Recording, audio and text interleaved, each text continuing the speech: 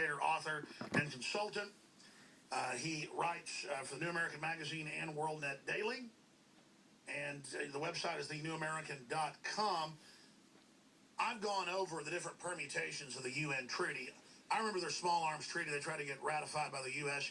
in 2001. The July 7th copy said, quote, civilian ownership of firearms threatens the legitimate power monopoly of the state.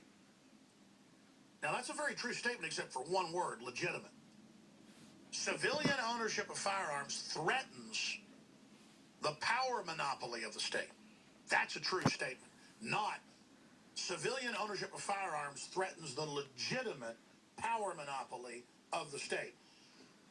Mao Zedong said that political power grows out of the barrel of a gun.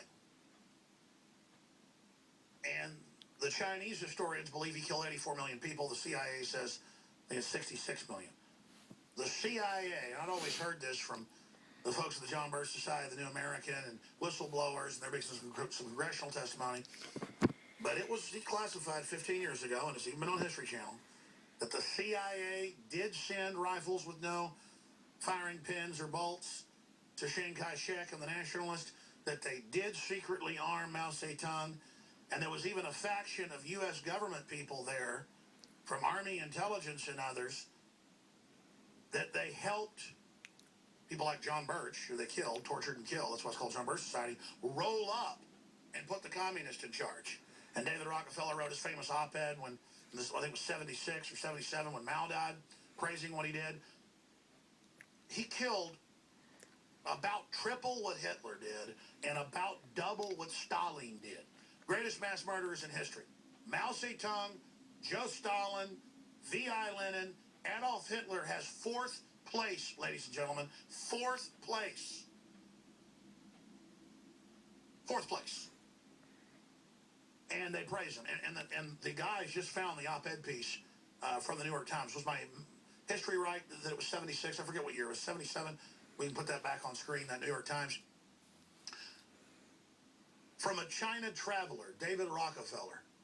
And if you blow it up, it'll say the date. But the point is, David Rockefeller went in before Nixon made his deal with China publicly and set all this up to leverage planetary government between China and the U.S. to bring in this new system. And now with the Trans-Pacific Partnership and with all these treaties, and Obama saying he'll sign and implement treaties outside of Congress ratifying them. Open borders, that's part of the UN Treaty in ESCO. The Trans-Texas Corridor is part of the North American Union Integration by Stealth Plan. All of this is happening, and we see Obama trying to ban the importation of guns and ammo, citing UN policy and previous treaties. So joining us to discuss the attack on the Second Amendment is Alex Newman. Then at the bottom of the hour, specifically, a discussion of the UN.